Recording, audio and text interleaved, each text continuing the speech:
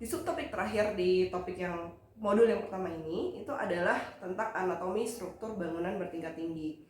Ketika setiap tipologi bangunan tentunya memiliki anatomi yang berbeda-beda. Nah, termasuk dari bangunan tinggi, misalnya sebelumnya kita sudah belajar bangunan sederhana, bangunan bertingkat rendah, kemudian bangunan bentang lebar. Nah, sekarang di bangunan tinggi tentunya memiliki kekhasan atau kekhususan sendiri dari anatomi bangunannya.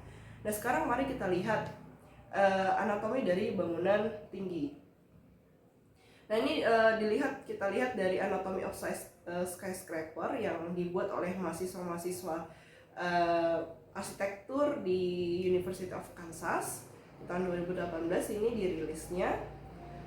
Ini adalah salah satu contoh objek bangunan yang dibuat anatominya gitu ya. Jadi kayak tubuh kita terdiri dari tulang, kemudian ada saraf, ada kulit gitu ya, ada organ. Nah, ini adalah salah satunya, tapi yang digambarkan lebih kepada petulangannya gitu, tulang yang ada atau struktur atau sistem atau komponen bangunan yang menyokong beban bangunan.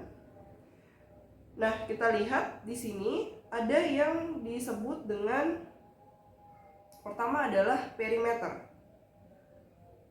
Perimeter bangunan adalah tepian lantai terluar dari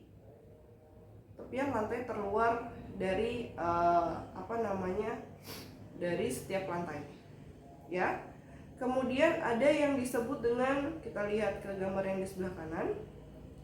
Ini ada yang disebut dengan structural core. Nah, ini atau disebutnya juga dengan super kolom atau kolom yang sangat super besar.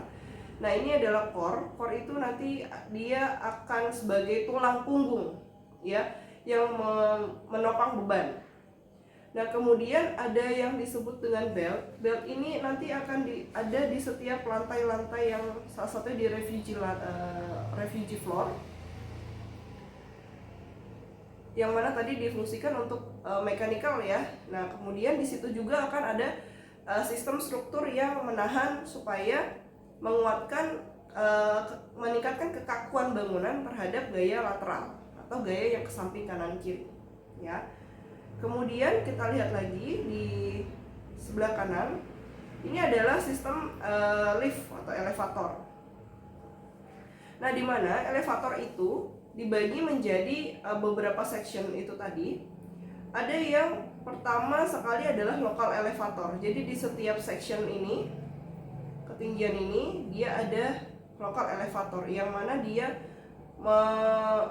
mengantarkan orang atau barang di section lantai tersebut gitu.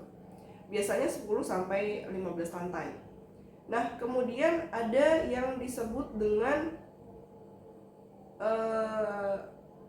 direct express elevator, di mana elevator ini dia berfungsi untuk mendistribusikan barang atau orang secara langsung dari lantai paling dasar sampai ke lantai paling puncak. Jadi kita straight langsung naik ke atas, tidak dibagi-bagi. Nah, selebihnya biasanya itu untuk tidak banyak ya jumlahnya, tetapi yang paling banyak itu nanti akan ada di local elevator. Jadi bayangkan sebegini banyaknya jumlah elevator yang dibagi-bagi. Oke, nah selanjutnya, nah ini adalah di sistem strukturnya, jadi penopang bebannya. Nah, dia adalah yang pertama tadi kita sudah tahu ada core bangunan atau inti. Kemudian ada juga yang disebut dengan exterior column. Jadi kolom-kolomnya ada di sisi terluar. Kita lihat di sini. Kalau ini adalah core, maka ini adalah exterior column.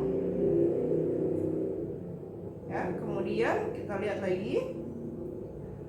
Di sebelah luar, sisi terluar itu ada building skin atau kulit bangunan. Nah, kulit bangunan ini letaknya ada di sisi dari luar perimeter. Jadi bisa di sebelah sini. Ya. Kalau ini perimeternya tadi, kemudian di luar itu adalah dari building skin-nya. Nah, kemudian kita lihat lagi ada yang namanya spandrel area. Spandrel area ini adalah gap antara plat lantai dengan kulit bangunan. Nah, itu adalah spandrel area yang mana dia nantinya diisi oleh suatu komponen non struktural yang dapat menahan atau kedap terhadap thermal. Nah, kemudian kita perhatikan lagi juga bahwa kalau semakin ke atas bangunan itu biasanya semakin lancip. Nah, bagaimana kemudian melakukan perbaikan pembersihan terhadap building skin-nya? Nah, ini perlu atau patut dipertimbangkan ya. Ini adalah salah satu contoh bagaimana di section beberapa lantai tadi dibagi, kemudian ini bisa keluar gondolanya. Jadi ini gondola untuk orang atau teknisi membersihkan permukaan dinding yang di bagian luar gitu ya. Nah, itu adalah hal-hal yang perlu Anda ketahui tentang anatomi struktur bangunan yang berbeda tentunya dari tipologi bangunan sebelumnya dan tentunya semakin kompleks.